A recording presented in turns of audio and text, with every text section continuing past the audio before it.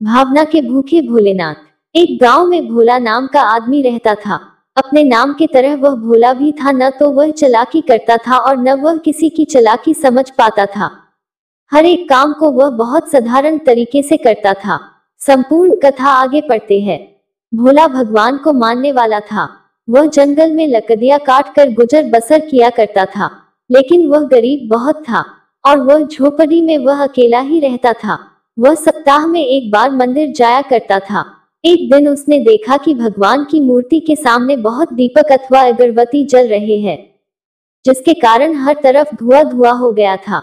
उसे देख भोला भक्त सोचने लगा कि भगवान, यह तो बहुत जाती है कि प्रभु, आपकी आंखें जल रही होंगी, सांस घुट रही होगी। आप ऐसा करो प्रभु, आज आप मेरे घर चलो। आज लकड़ी बेचकर अगर पर्याप्त धन मिल गया तो उससे हम दोनों का खाने का प्रबंध हो जाएगा।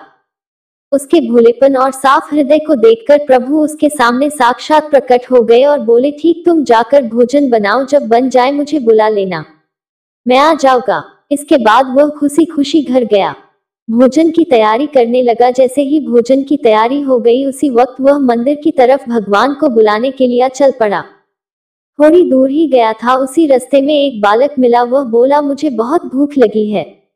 फिर क्या, भोले भक्त को उस पे दया आ गई और वह उसे अपने साथ अपने घर ले गया और बेहद प्रेम से उसने उसे भोजन करवाया।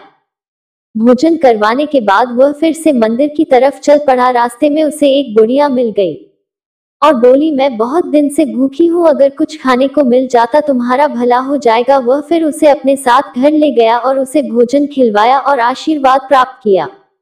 अब भोले का घर का राशन खत्म हो गया तो वह लाला की दुकान पर राशन लेने गया। जैसे ही उसने अपना सारा वृतांत लाला को बताया तो वह उस पर हंसने लगा कि भगवान कभी कैसे घर खाना खाने आते हैं।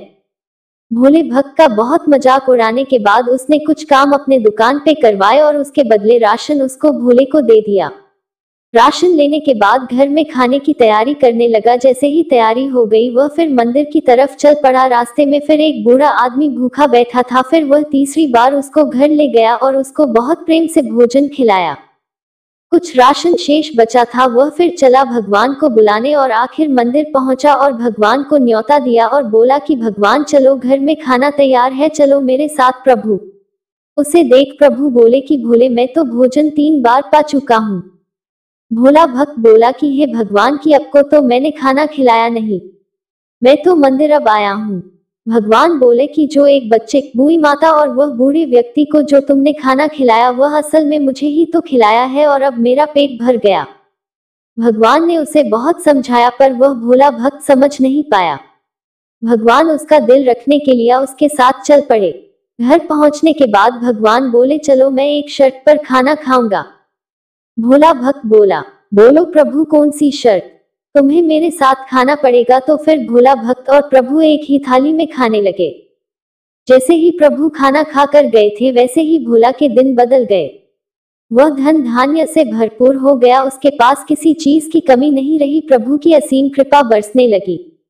यह सब देख वह लाला जो उस पर हंस रहा था, वह यह सब देख हैरान हो गया और लाला मंदिर जाकर भगवान को न्योता देने लगा कि प्रभु मेरे घर आयो और खाना पायो। प्रभु उसे बोले कि तुम घर जाकर प्रबंध करो और जब बन जाए मुझे बुला लेना। लाला हंसता हंसता घर गया और अपने नौकरों से बोला कि मंडप की तैयारी करो और 36 प्रकार के बढ़िया भोजन बनवाए। और उसके मन में थोड़ा सा अभिमान आ गया था, मैंने तो भोला से अच्छे पकवान बनाए, भगवान मुझ पर ज्यादा प्रसन्न हो गए। यह मन में सोच के घर से भगवान को बुलाने के लिए चला था कि रास्ते में वही बच्चा, बूढ़ी औरत और बूढ़ा आदमी मिले। उन सभी ने उससे खाना मांगा और बोले कि हम भूखे हैं। लाला ने अभिमान के चक्र में सबको ठुकरा दिया और आखिर मंदिर जा पहुंचा। भगवान को बोलने लगा कि प्रभु चलो, खाना तैयार है। प्रभु उसे तब बोले कि पहले तुमने हमारा 3 बार तिरस्कार किया और अब खाने के लिए पूछ रहे हो। वह बच्चा, बूढ़ी औरत और बूढ़ा आदमी मैं ही तो था जिसे तुमने दुत्कार दिया था। फिर क्या, वह लाला निराश हो गया और भगवान मूर्ति में फिर समा गए। पूरी कहानी देखकर हमें यह पता चलता है, कभी अभिमान होकर किसी को ठुकराना नहीं चाहिए और जीवन में सरलता से ही भगवान की प्राप्ति हो सकती है, जैसे धना भक्त भोला भक्त की तरह। तो इसलिए हम सबको सरलता और साधारण जीवन व्यक्त करना चाहिए और प्रभु का सिमरन करना चाहिए। वैसे जो व्यक्ति गुण अथवा विचारों वाला होता ज्यादातर भगवान उसे ही प्राप्त होते हैं। तो दोस्तों, कैसी लगी आपको हमारी आज की कहानी? कहानी अच्छी लगी तो वीडियो को लाइक कर दीजिए और ज्यादा से ज्यादा लोगों में शेयर करें। अगर आप हमारे चैनल पर पहली बार आए हैं तो चैनल को सब्सक्राइब कर लीजिए, क्योंकि हम अपने चैनल पर ऐसी ही कहानियां लेकर आते रहते हैं। मिलते हैं फिर एक कहानी के साथ। धन्यवाद।